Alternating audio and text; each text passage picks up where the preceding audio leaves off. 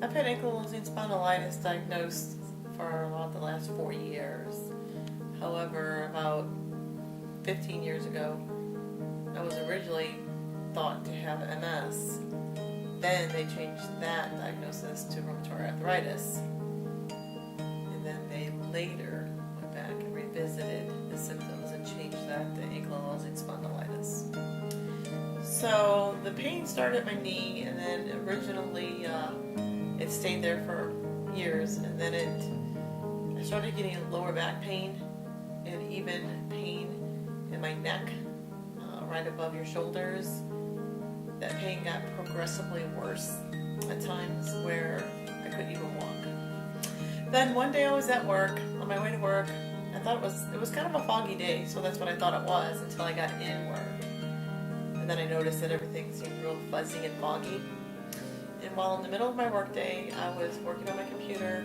I lifted my head to look into the office of my boss, and I noticed that everything was white on my right side. So I held my left eye closed and couldn't see anything. Called my eye doctor. He said, "Get in here immediately." Looked at my eye and said, "This is iritis." Okay, so when I first was diagnosed, I went through a series of different medicines. I originally thought that the eye problem was due to one of the medicines I was on called Plaquenil.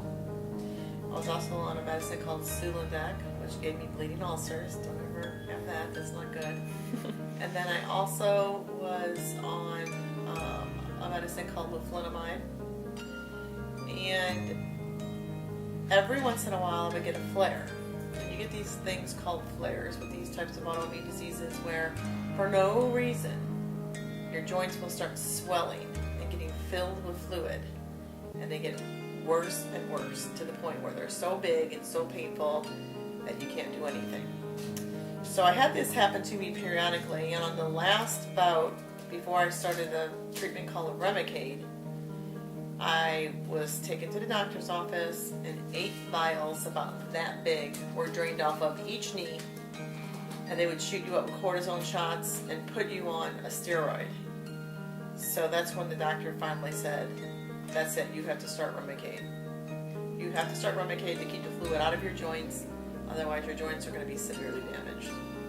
But it periodically happens throughout the day. If you sit for a long period of time, if you're on an airplane, if you're in a car, if you go on a trip, if you're sitting there watching your daughter's volleyball game at Maryville, periodically you will get stiff. Your legs, your hips, everything just stiffens up. So that's one of the things that I think is most notable about this disease, is it almost feels like it's a crippling disease. You feel a lot of pain in your joints and in your bones.